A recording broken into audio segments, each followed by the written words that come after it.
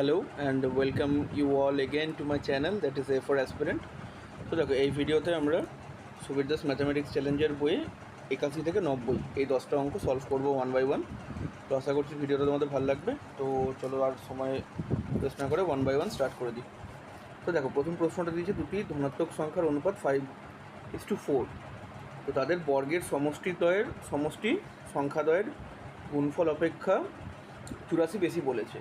আমাকে সংখ্যা দুটির যোগফল বার করতে হবে। তো আমি ধরে নিচ্ছি সংখ্যা দুটি হচ্ছে 5x আর 4x। তাহলে এদের বর্গ কত হচ্ছে 25x² এখানে, আর 4x কত হচ্ছে 16x²। তাহলে বলছে এদের বর্গের সমষ্টি সংখ্যা দুটির গুণফল অপেক্ষা 84 বেশি। তাহলে বর্গের সমষ্টি কত দেখো, 25 + 16 41x² মাইনাস এই দুটি সংখ্যার গুণ কত দেখো, 5 আর 4 গুণ করলে হচ্ছে 20, আর x আর x গুণ করলে x² পাচ্ছি। ওকে, এটা সমান কত দিয়েছে অঙ্কে 84। তাহলে এখান থেকে কত পাচ্ছি দেখো, 41 থেকে 20 বাদ দিলে 21x² সমান 84।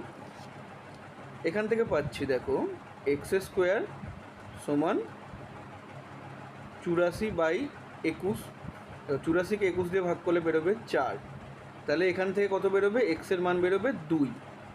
কারণ দেখো এখানে বলে দিয়েছে ধনাত্মক সংখ্যা তো, তাহলে x² মান কি বেরোয়, +-2 বেরোয়, কিন্তু যেহেতু ধনাত্মক বলে দিয়েছে তাহলে আমি শুধু +2টাই নেব। ওকে, তাহলে এখান থেকে বলেছে আমাকে সংখ্যা দুটির যোগফল বার করতে হবে। তাহলে 5x আর 4x যোগ করলে কত হয় 9x। এবার এক্সের মান বেরিয়েছে 2, তাহলে এখানে 9 × 2 সমান কত 18। তাহলে 81 নম্বর প্রশ্নের উত্তর হচ্ছে অপশান বি 18। বেশ সোজাই অঙ্ক এটা। তো চলো দেখি পরের অঙ্কটা কী দিয়েছে। দেখো পরের অঙ্কটা দিয়েছে দুটি সংখ্যার অনুপাত বলেছে আবার 6:7। প্রথমটির বর্গের সঙ্গে 10 যোগ এবং দ্বিতীয়টির বর্গ থেকে 42 বিয়োগ করলে প্রাপ্ত ফল সমান হয়। আমাকে বলেছে সংখ্যা দুটি কী কী বার করতে হবে। তাহলে দেখো আমি আবার এখানে ধরে নিচ্ছি সংখ্যা দুটি হচ্ছে 6x আর এটা হচ্ছে 7x। তাহলে এদের বর্গ করলে কত হবে, 6x² করলে 36x², আর এখানটায় বেরোবে হচ্ছে 49x²। তো এবার আমাকে এখানে কি করতে বলেছে, প্রথমটির সাথে 10 যোগ করতে। তাহলে 36x² + 10 সমান কত বলেছে, 49x² - 42।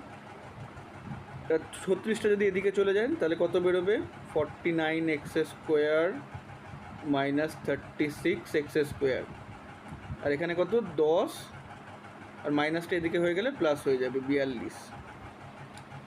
তাহলে 49 থেকে 36 বাদ দিলে হবে 13x² সমান 52।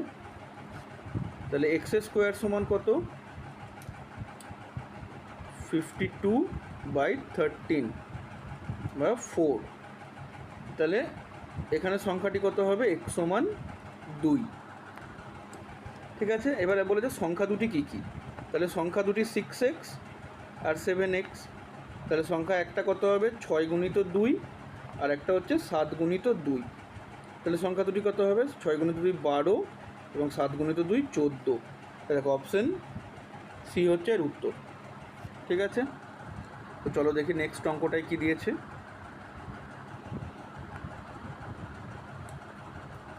দেখো পরবর্তী অঙ্কটায় দিয়েছে একটি বিদ্যালয়ের ছাত্রছাত্রীর অনুপাত 4:6। যদি ছাত্র সংখ্যা 200 জন বাড়ে তখন অনুপাত দাঁড়ায় 5:6। তাহলে বিদ্যালয়ের ছাত্রী সংখ্যা কত। দেখো এখানে কি করব, প্রথমে দিয়েছিল কত অনুপাত 4:6, এবং ছাত্র কিছু সংখ্যক মানে 200 জন বেড়ে যাওয়ায় অনুপাত হয়েছে 5:6। তাহলে এখান থেকে দেখতে পাচ্ছি দেখো ছাত্রী সংখ্যা তো বাড়েনি, তো অনুপাত একই রয়েছে। এর মানে কি হচ্ছে, এখানে যে 200 জন বেড়েছে ছাত্র সংখ্যা, তাহলে এখানে 1 ইউনিট শুধু বেড়েছে 4 থেকে প্লাস করলে। তাহলে এখানে 1 ইউনিট সমান কত নিচ্ছি 200 জন। এবার ছাত্রী সংখ্যা কত, এটা হচ্ছে তোমার বয়েজ বা ছাত্র, এটা গার্লস। ঠিক আছে, তাহলে এখানে মোট ছাত্রী সংখ্যা কত রয়েছে 6 ইউনিট। তাহলে এখানে লিখতে পারি 6 × 200। তাহলে 6 × 200 কত 1200। তাহলে ওই বিদ্যালয়ের ছাত্রী সংখ্যা রয়েছে অপশান এ 1200। ঠিক আছে, তো দেখি নেক্সট অঙ্কটা কি বলছে। দেখো এই অঙ্কটায় কি দিয়েছে, একটি বিদ্যালয়ে 504 জন ছাত্রছাত্রীর মধ্যে ছাত্রছাত্রীর অনুপাত দিয়েছে 13:11। তাহলে মোট কত রয়েছে 504। এখানে ছাত্র সংখ্যা কত 13 এবং ছাত্রীর অনুপাত হচ্ছে 11। তাহলে আমি এখানে কি করব, দেখো 13 আর 11 যোগ করলে 24 হয়। তাহলে আমি 1 ইউনিটের মান যদি বার করতে হয় তাহলে 504কে আমি 24 দিয়ে ভাগ করে দিচ্ছি। তাহলে প্রথমে কত বেরোবে, 24 দুগুণে 48, হাতে 2 4, এটা 21। তাহলে এখানে ছাত্র সংখ্যা কত 13 গুণিত 21, এটা হবে 273। আর এখানে ছাত্র সংখ্যা ছাত্রীর সংখ্যা হচ্ছে 11 গুণিত 21, তাহলে এটা হবে 231, এটা বেরোলো। এবার এখানে বলেছে আরও 3 জন ছাত্রী ভর্তি হলো, তাহলে এখানে এর সাথে 3 যোগ করব, তাহলে কত বেরোবে 234। নিয়ে 3 জন যদি ছাত্রী ভর্তি হয় তাহলে ছাত্র ছাত্রীর নতুন অনুপাত কত বার করতে হবে। তাহলে এখানে ছাত্র সংখ্যা বাড়েনি, তাহলে এখানে অনুপাতটা একই থেকে যাবে, ছাত্রের সংখ্যাটা। এবার দেখো এটাকে যদি ভাগ করি, 3 দিয়ে ভাগ করলে এটা বেরোবে হচ্ছে 91, আর এখানটায় বেরোবে হচ্ছে 7 আর 8 78। দেখো 91 এবং 78 দুটোকেই কত 13 দিয়ে ভাগ যায়, তাহলে 13 সাথে হচ্ছে 91 আর 13 6 হচ্ছে 78। তাহলে ছাত্রছাত্রীর নতুন অনুপাত হচ্ছে 7:6। এটা কি হচ্ছে অপশান এ। ওকে, এই অঙ্কটা এর আগের সেটেও ছিল এরকম একটা, সেটাও একবার দেখে নেবে। চলো দেখি পরের অঙ্কটা কীভাবে করতে হবে। দেখো এখানে বলেছে একটি বিদ্যালয়ে ছাত্রছাত্রীর অনুপাত হচ্ছে 2:3। যদি ছাত্রছাত্রীর সংখ্যা যথাক্রমে 20% ও 10% বৃদ্ধি পায় তবে নতুন অনুপাত কত হবে। তাহলে এখানে ছাত্র এবং ছাত্রীর অনুপাত কত দিয়েছে 2:3। তো আমি ধরে নিচ্ছি এটাকে দুটোকেই 10 দিয়ে গুণ করে দিই।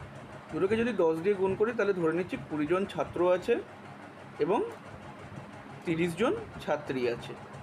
দেখো 20:30, এটা 2:3 অনুপাতেই আসে। এবার এখানে বলেছে ছাত্র সংখ্যা বেড়েছে 20%, তাহলে 20-র 20% কত, 20%কে আমি 1/5 করতে পারি, তাহলে এটা বেরোবে 4। তাহলে 4 জন তোমার ধরছি ছাত্র সংখ্যা বেড়েছে, এবং এখানে কত বেড়েছে 10% বৃদ্ধি পেয়েছে ছাত্রীর সংখ্যা, তাহলে 30-এর 10% কত 3। তাহলে এবার এখানে বর্ধিত যে ছাত্র সংখ্যা হচ্ছে 24 এবং ছাত্রী সংখ্যা হচ্ছে 33। এদের অনুপাত কত করতে হবে, দেখো 24 এবং 33 দুটোকেই 3 দিয়ে ভাগ যাচ্ছে, 3-8 24 আর এটা হচ্ছে 11। তাহলে নতুন যে ছাত্রছাত্রীর অনুপাত সেটা হচ্ছে 8:11। ঠিক আছে, ওকে গুড। চলো দেখি নেক্সট অঙ্কটা কী দিয়েছে। দেখো বলছে দুটি কোম্পানি, এদের এ ও বি, এদের আয়ের অনুপাত হচ্ছে 5:8। বলছে এর আয় যদি 25 লাখ হয়, যদি 25 লাখ বেশি হলে অনুপাত দাঁড়ায় 5:4। তাহলে বি কোম্পানির আয় কত সেটা আমাকে বার করতে হবে। ওকে, তাহলে আমি ধরে নিচ্ছি যে এ = বি সমান 5x = 8x। ঠিক আছে, মানে এ সমান 5x আর বি সমান 8x। তাহলে এবার এখানে কি বলেছে, দেখো 5x রয়েছে এর মান, এর ইনকাম বেড়েছে হচ্ছে কত 25 লাখ, এবং বি এর ইনকাম কি একই রয়ে গেছে, তাহলে এটা 8x। যদি এটা করা হয় তাহলে নতুন যে অনুপাতটা বেরোবে সেটা দাঁড়াবে হচ্ছে 5:4। তাহলে এবারে ক্যালকুলেট করি। দেখো এখান থেকে আমি যদি 5 কমন নিই তাহলে কত পড়ে থাকবে x প্লাস, দেখো 5 5 25, তাহলে এখানে পড়ে থাকবে 5 লাখ, আর এটা হচ্ছে 8x, হচ্ছে 5 4, দেখো 5 5 কেটে গেল, 4 আর 8 পড়ে থাকলো এখানে 2। ঠিক আছে, তো পরের লাইনে করি। এখানে দেখো এখানে কত পড়ে থাকে 2x, তাহলে আমি এখানে লিখতে পারি 2x সমান কত x প্লাস 5 লাখ। তাহলে x সমান কত 2x মাইনাস x হয়ে যাবে, x সমান হচ্ছে 5 লাখ। ওকে, তাহলে বলেছে বি কোম্পানির আয় কত আমাকে বার করতে হবে। তাহলে এখানে লিখতে পারি বি এর আয় সমান কত, দেখো বি এর আয় বেরিয়েছে কত 8x, তাহলে এটা 8 × 5 লাখ। তাহলে 8 পাঁচে কত 40।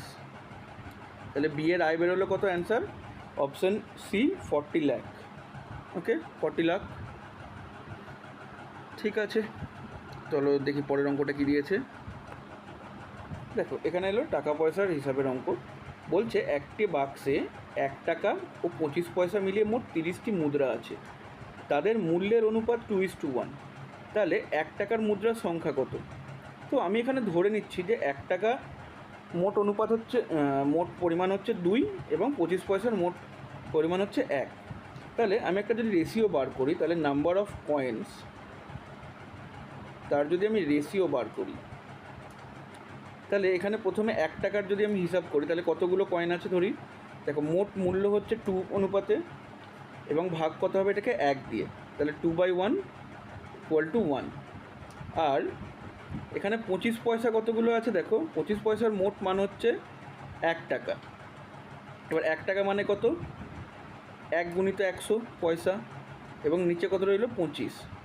25 100কে 25 দিয়ে ভাগ করলে পড়ে থাকবে কত 4। সরি, এটা হচ্ছে 2/1 2, আর এটা কত রয়েছে 4 বেরোলো। তাহলে ফাইনালি এটাকে লিখতে পারি 1:2 হিসেবে। তাহলে 1 টাকা এবং 25 পয়সার কয়েনের যে পরিমাণ সেটা 1:2 অনুপাতে রয়েছে। তাহলে এখান থেকে 1 টাকা মুদ্রার কয়েন কত ₹1 কয়েন কতগুলো আছে 1, আর এখানে নিচে 2 + 1 3 × 30। তাহলে কত 30কে 3 দিয়ে ভাগ করলে কত পড়ে থাকছে 10। তাহলে এখানে 1 টাকার মুদ্রার সংখ্যা কতগুলি আছে 10টি। ঠিক আছে, দেখি 87 নম্বর অঙ্কটা হলো। এবার হচ্ছে 88 নম্বর অঙ্কটা। দেখো এখানে বলেছে সেম অঙ্ক, কিন্তু এখানে তাদের সংখ্যার অনুপাত দিয়ে দিয়েছে। আমাকে বার করতে হবে 50 টাকা এবং মোট কত টাকা দিয়েছে সেটা বলে দিয়েছে, 50 পয়সার কতগুলি রয়েছে। তো দেখো বলেছে প্রথমে কত 1 টাকা, তাহলে 1 টাকা রয়েছে আমি কটা ধরছি এখানে 2টো। তাহলে মোট টাকার পরিমাণ কত হবে এখানে ₹2। এবার এখানে কত রয়েছে 50 পয়সা, আর অনুপাতে কত দিয়েছে হচ্ছে 3টে। তাহলে 50 × 3 কত হয় 150 পয়সা, বা আমি এখানে ধরে নিচ্ছি তাহলে কত 1.5 টাকা। ঠিক আছে, এবং এটা হচ্ছে 25 পয়সা। 25 পয়সা কতগুলো রয়েছে অনুপাতে হচ্ছে 4টে, তাহলে 4 অনুপাতেই রয়েছে। দেখো 25 × 4 কত হয় 100 পয়সা, 100 পয়সা মানে কত 1 টাকা। তাহলে এখানে আমি যে অনুপাতের সাথে যদি পয়সার মান বার করে আমি পেলাম মোট 4.5 টাকা আছে। এবার এখানে এই যে 4.5 টাকা, এটার অ্যাকচুয়াল মান কত 180 টাকা। তাহলে 1 টাকার মান কত 180, এটা হচ্ছে 4.5। এই দশমিকটা তুলে দিই, তাহলে ওপরে 10 গুণ হয়ে যাবে। তো দেখো 45কে 180কে যদি 45 দিয়ে ভাগ করে তাহলে 4 পড়ে থাকবে, তাহলে এখানে কত হচ্ছে 40। ঠিক আছে, তাহলে এখানে 1 টাকার পরিমাণ হচ্ছে কত 40। কিন্তু দেখো 50 পয়সার কয়েনে মিলিয়ে আমি মোট কত পেয়েছি 1.5। তাহলে 1.5 × 40, এটা হচ্ছে 50 পয়সার কয়েনগুলো মিলিয়ে মোট টাকা কত হচ্ছে 60। ওকে, তো কতগুলি 50 পয়সার কয়েন আছে দেখো, মোট রয়েছে 60 টাকা। তাহলে এখান থেকে যদি নাম্বার অফ কয়েন আমি বার করতে চাই, তাহলে কত করব দেখো 60 টাকাকে আমি 50 পয়সা দিয়ে ভাগ করে দেবো। এবার 60কে যদি টাকাকে যদি আমি পয়সায় চেঞ্জ করি তাহলে কত 100 গুণ হবে এর সাথে, তাহলে 50 2, তো 60 দুগুণে কত 120। তাহলে মোট 50 পয়সার কয়েন কটা রয়েছে 120টা। এটা কি হচ্ছে অপশন এ। ঠিক আছে, তো চলো দেখি নেক্সট অঙ্কটা কি দিয়েছে।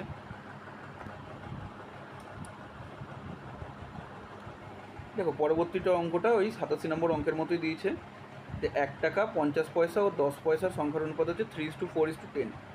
ব্যাগে মোট 102 টাকা থাকলে 10 পয়সার সংখ্যা কত, মানে সরি এর আগের অঙ্কটার মতোই দিয়েছে। তাহলে 1 টাকা রয়েছে কত 3টে, তাহলে ₹1 × 3, তাহলে এটা কত 3 রুপিস ধরছি। এবার কত রয়েছে 50 পয়সা, 50 পয়সা কতগুলো রয়েছে 4টে, তাহলে 50 × 4 কত 200 পয়সা। 200 পয়সাকে আমি কত লিখতে পারি? 2 টাকা। আর এখানে 10 পয়সা রয়েছে কটা? অনুপাতে 10টা রয়েছে। তাহলে 10 × 10 হচ্ছে 100 পয়সা বা 1 টাকা। তাহলে মোট এটা কত হচ্ছে? 6 টাকা। এটা মোট হচ্ছে 6 টাকা। এবার এখানে 6 টাকার মোট অ্যাকচুয়াল পরিমাণ কত? 102 টাকা, তাই তো? তাহলে 1 টাকার হিসেবে আমি কত ধরবো? 1 ইউনিট হিসেবে আমি ধরছি হচ্ছে 102/6, কত? 17 টাকা। ঠিক আছে, তাহলে এখানে 10 পয়সার মিলিয়ে মোট কতগুলো টাকা রয়েছে? 1 টাকা রয়েছে।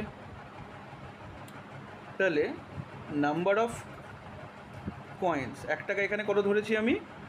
17 টাকা আসলে। ঠিক আছে, তাহলে এখানে নাম্বার অফ কয়েন কত?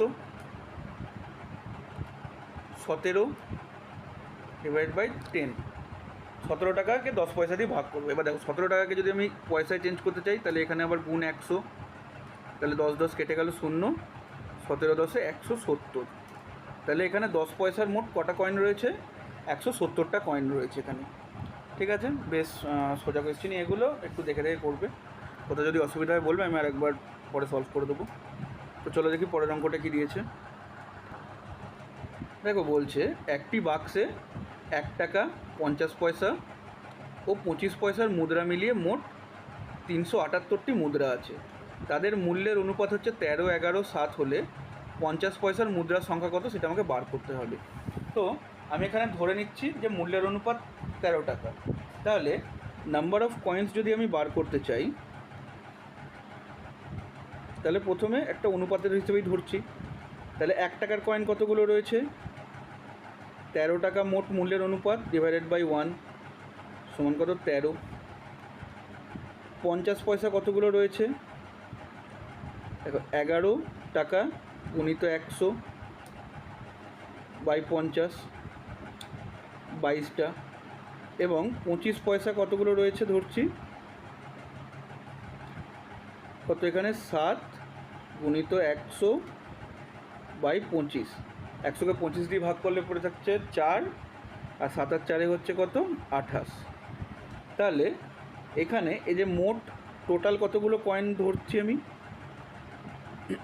28 + 22 50, আর এটাতে 63।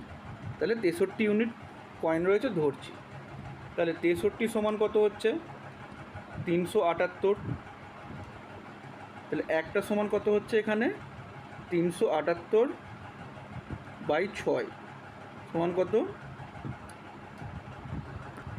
378/63। তাহলে এখানে কত বেরোবে? 6 বেরোবে। তাহলে এখানে আমাকে বার করতে হবে 50 পয়সার মুদ্রার সংখ্যা কত। তাহলে এখানে 50 পয়সাগুলো কতগুলো দেওয়া আছে? দেখো 22টা। ঠিক আছে, তাহলে নাম্বার অফ কয়েন কত অ্যাকচুয়ালি? 1 ইউনিটের মান হচ্ছে 6, এখানে রয়েছে 22টা। তাহলে 6 × 22, তাহলে 6 হচ্ছে 12, হাতে 1, 7 × 12 32।